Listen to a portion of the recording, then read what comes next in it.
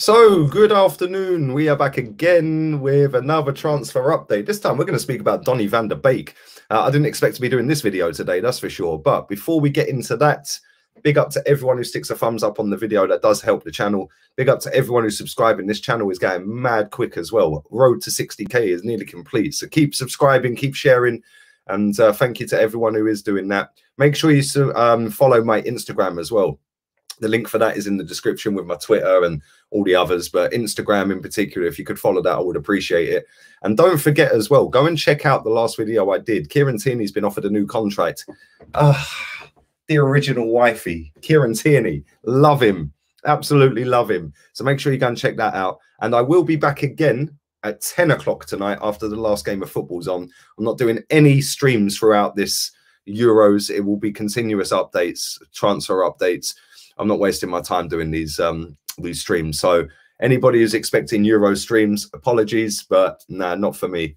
There's plenty of other people doing them, but I'll be doing just what I'm doing now. So thank you for bearing with me with that. But once the season gets going again, obviously the streams will be back to normal properly. But yeah, we are going to talk about Donny van der Beek. And it was a bit of a weird signing for Man United, if I'm honest. And when I say weird, it weren't weird in terms of he's a quality footballer. Let's have that right. It wasn't weird that Man United wanted a quality footballer. It was just weird the way that it kind of just got rushed through at the end, and they haven't really played him.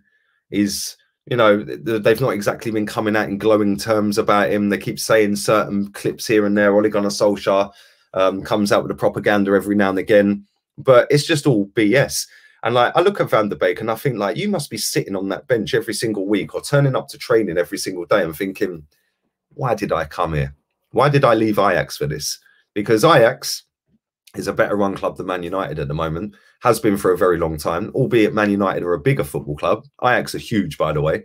But Man United, you would have thought that, they've got Bruno, they've got Pogba, there's got to be, when you're playing 50, 60 games a season, you're going to have times where you're going to rest some of these players. Why can't Van der Beek get into that team? Especially when you've got the likes of McTominay, Fred, and I know they're different types of players, all of these, but there is a slot in that team for Van der Beek. The guy is such a good footballer. The way he carries the ball, his vision, his passing, I really rate him. And we were linked to him, and I was a bit devastated, really, when he signed for Man United, because I was thinking, like, that is the guy that could fit in, and he's levels above Dani Ceballos. He could have been the guy that was sitting in that midfield, driving forward, getting through the lines, making the nice passing, chipping in with the odd goals here and there, arriving late in the box, etc., etc. And I think, like, every time I've seen Van der Beek play for Man United, which isn't a lot because he hasn't played a lot, but the times that I have seen him play, I've actually been really impressed with him. And it's like, yeah, he's dropped the odd stinker here and there, but I just think, like, do you know what? You're actually a really good footballer, but he hasn't had a long run of games. I don't know how many consistent games in a row he's played. If anyone knows that, then do leave that in the comment section down below. But this strikes me as a Nicola Pepe type of signing. Oh, he needs time. Oh, well, we spent a lot of money on him. He can't just walk in the team. He needs to adapt to the league and his teammates. It's like, no, mate, he's a quality footballer. Quality footballers can play with anyone. Quality footballers come in and smash it no matter where they are. It doesn't matter how good you are as a footballer.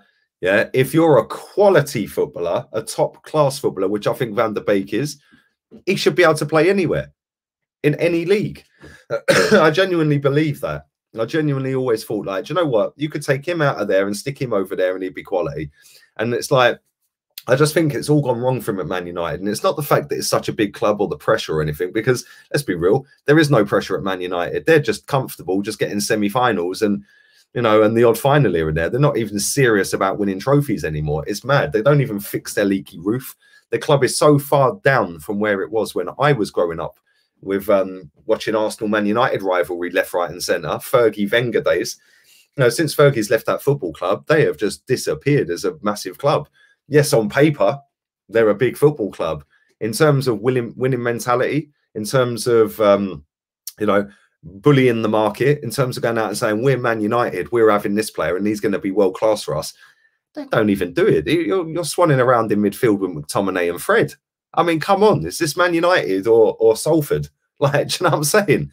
Like, I'm sorry, it's just embarrassing. And I'll tell you something now, if Arsenal do end up getting Van der Beek, that is a brilliant, brilliant signing. And I will applaud the club for doing that. I genuinely don't think we will. But having said that, he ain't happy at Man United. You can see when he's sat on the bench, face like thunder, that he's clearly not happy to be there. You know, his agent's probably in his ear saying, look, we've got Arsenal involved. There's probably other clubs looking at him as well. Should we get you out of here, mate? And I know they only paid about 30-odd million quid for him.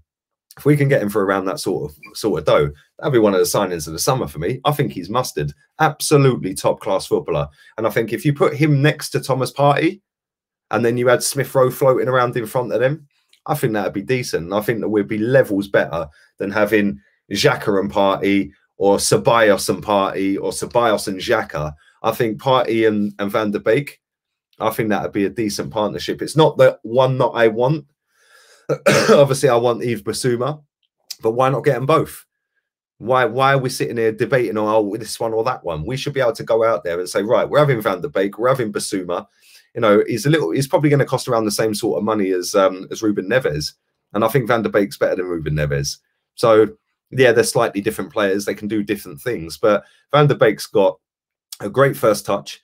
His forward passes are fantastic. His vision's quality. His work rate off the ball is a little bit lax at times, but like I said, every time I've seen him, he's always progressive. He's always getting the ball and he's always trying to go forward, and that is what I like in a footballer. None of this negative.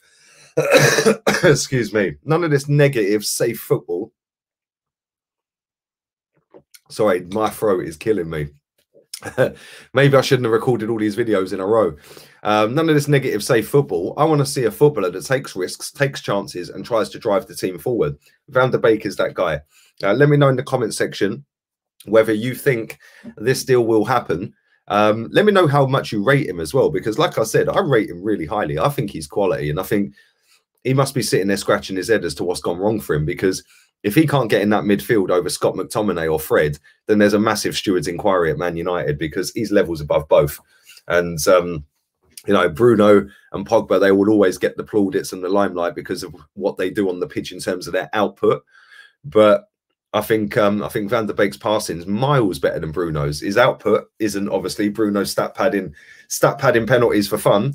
But Van der Beek's a top draw footballer. Let me know how much you rate him. Leave it in the comments. Let me know how much you think. Sorry, let me know whether you think it'll happen. And also, don't forget to smack a like on the video. Big thumbs up. Subscribe. Share the content. Make sure you follow me on Instagram, LeeGunner82. And don't forget to go back and check out the Kieran Tierney video I did earlier. And at 10 o'clock tonight, I'll be dropping another one about Rodrigo de Paul.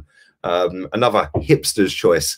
So yeah, I'm out of here. All have a wonderful afternoon. Enjoy the football. Laters.